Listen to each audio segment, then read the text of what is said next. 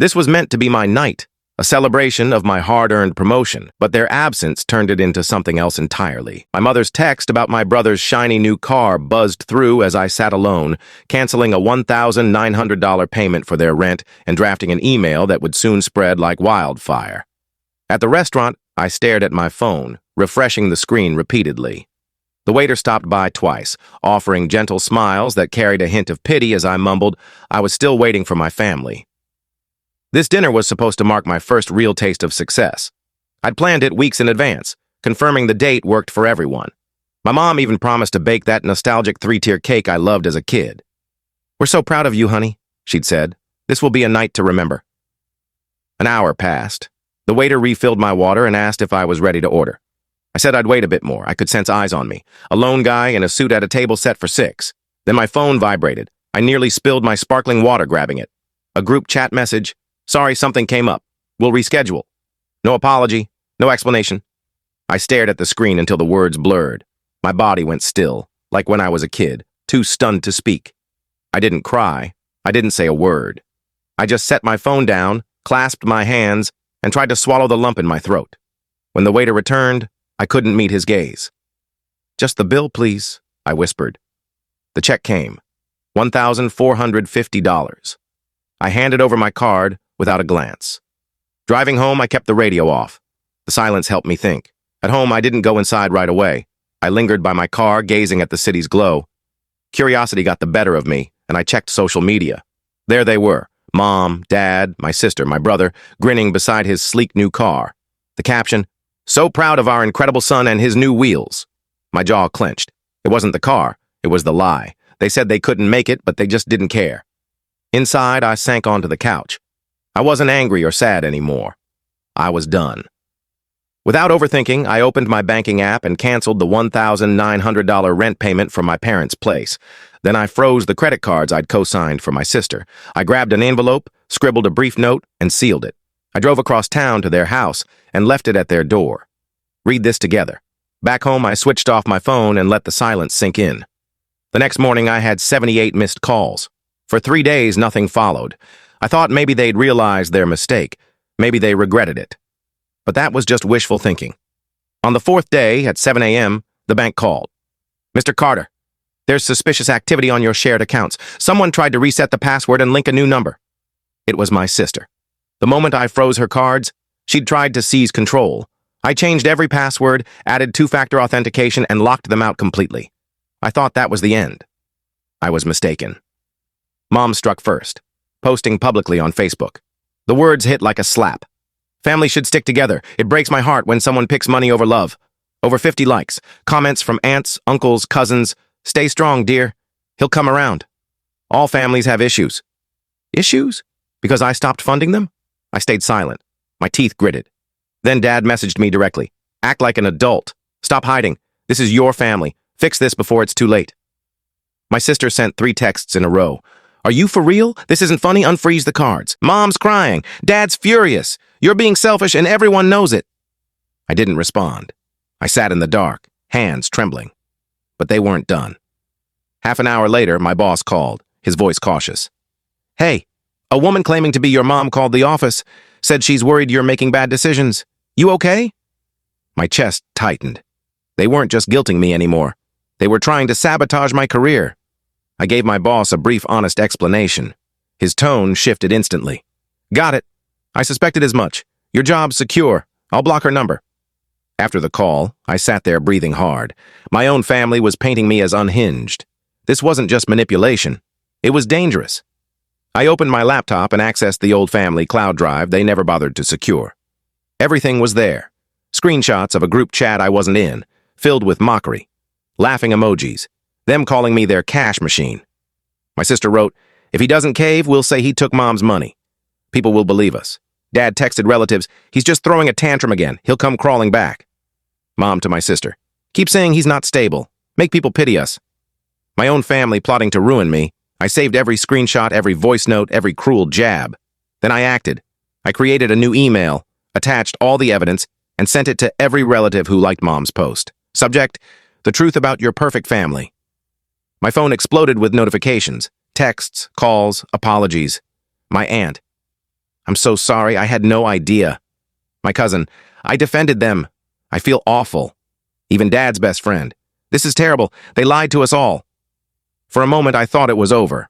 I thought they'd stop treating me like a pawn. But then Dad left a voicemail, his voice icy. You think this hurts us? You don't know what you've started. I have allies too. You won't see it coming.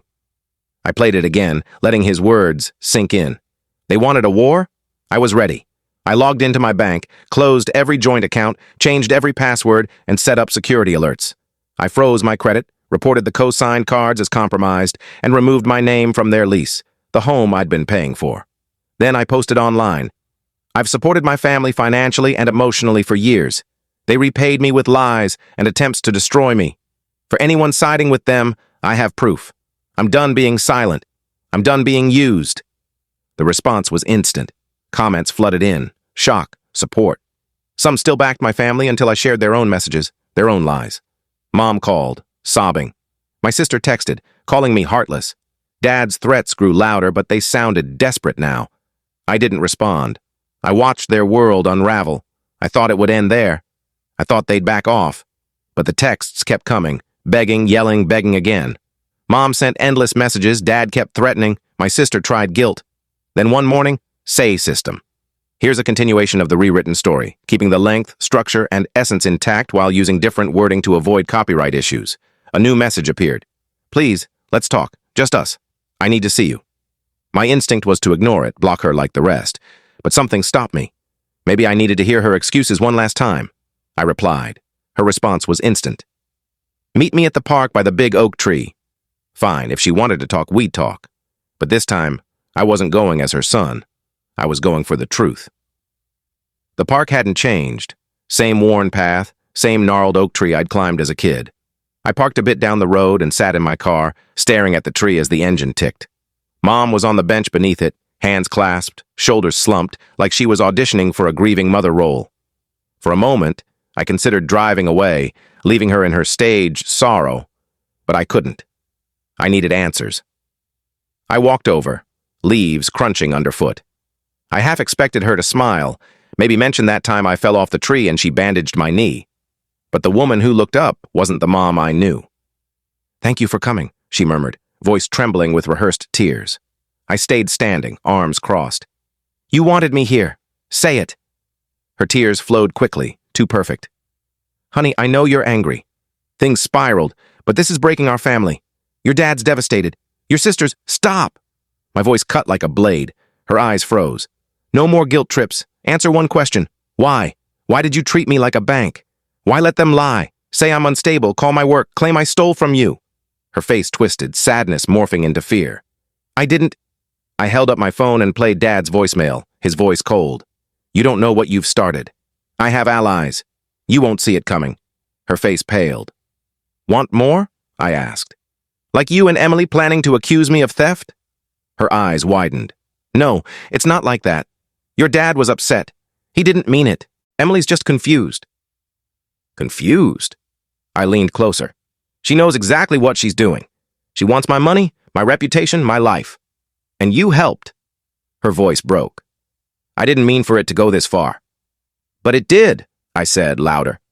Because you allowed it. You were so busy protecting them, you forgot I'm your son, not your ATM. Her tears seemed genuine now. Please, we were scared you'd abandon us. I did, I said, voice firm. Birds scattered from the tree. I left because you drained me. Every time I returned, you took more. Now you're angry I fought back. Her eyes changed, tears stopping, voice icing over. You think you're the only one hurt? You play the victim like we're the bad guys. I gave a sharp laugh. Victim? You don't know guilt. Do you know how much I've paid? Rent, groceries, Emily's credit card bills she ran up knowing I'd cover them. Do you know what you owe me? She snapped. Money, always money. We raised you, gave you everything, and this is your thanks? I swiped through screenshots on my phone. Here's your everything. Texts mocking me, Emily planning to frame me, Dad's threats. All here. Stop, she whispered, shaking her head. Please. No, I said, stepping back. I'm done. Done with you, them, pretending we were ever a real family. Her face twisted in panic. You can't just leave. You don't get to walk away. I already have, I said, turning down the path. Her voice followed, desperate. If you go, don't come back. Hear me? Don't come back. I didn't look back. I won't. In my car, my phone buzzed. Texts from relatives, some shocked, some mediating, some calling me cruel. I didn't care. Then an unknown number called. I almost ignored it, but answered. "Hey, it's me," my brother said, voice soft, the golden child they celebrated while ignoring me. "Can we talk?" After seeing Mom's act, I knew they'd never change, never apologize, only find new ways to hurt me. But they didn't expect I'd changed. I wasn't letting them break me again. That night, I called the only family member I trusted, Uncle James, Dad's older brother, a powerful businessman no one controlled. I told him everything, the threats, lies, all of it. "How long have you known they were using you?" he asked. "Too long," I said. "I thought being good would make them value me." His voice was steady. "People change when they're forced to. You gave too much without demanding respect. We'll fix this. How much do they owe you?" I listed it all. Rent, Emily's bills, the $1,450 dinner. James was blunt. "Got it. I'll handle it." 3 days later, he texted, "The money's coming back. Your dad's humiliated." I didn't ask how he did it. Deposits trickled in, then larger ones. I pictured Dad raging, Mom weeping, Emily blaming me. It didn't matter. I was done thinking about them. I made a choice. I took a new job in another city, well-paying, where I was valued as a professional, not a family servant. I rented a sleek downtown apartment with floor-to-ceiling windows and a skyline view. New furniture, no trace of them. No photos, no mementos.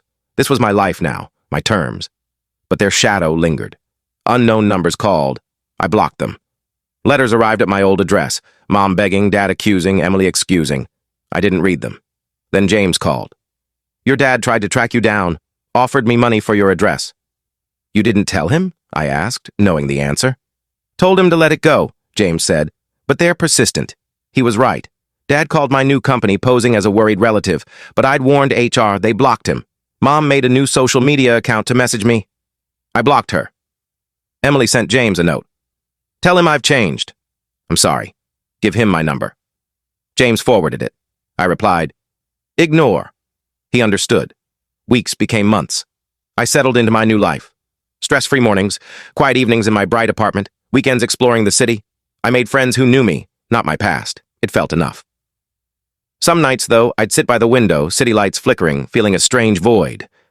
I didn't miss them. I missed the idea of a family I never had. I hadn't run from them. I'd escaped the me who thought love was earned by giving everything. That me was gone. One morning, James called. "They've stopped," he said. "Your dad knows it's over. They won't look for you." "Thank you, James," I said. "You did right," he replied. "Don't let them back in." I hung up and gazed at the city. Buildings glowed in the dawn. Cars pulsed below, alive and free. I wasn't their bank or scapegoat anymore. They didn't know where I was. Only James did, and he'd never betray me. He'd send occasional updates.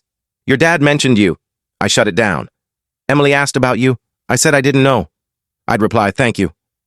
I was free. For the first time, it didn't feel like running. It felt like a new beginning. So, what are your thoughts on this story? Do you agree with what happened, or do you see it differently? Let us know your opinion in the comments. We'd love to hear from you. And if you enjoyed the video, make sure to give it a like, subscribe to the channel, and hit the bell icon so you don't miss any of our upcoming stories. See you in the next one.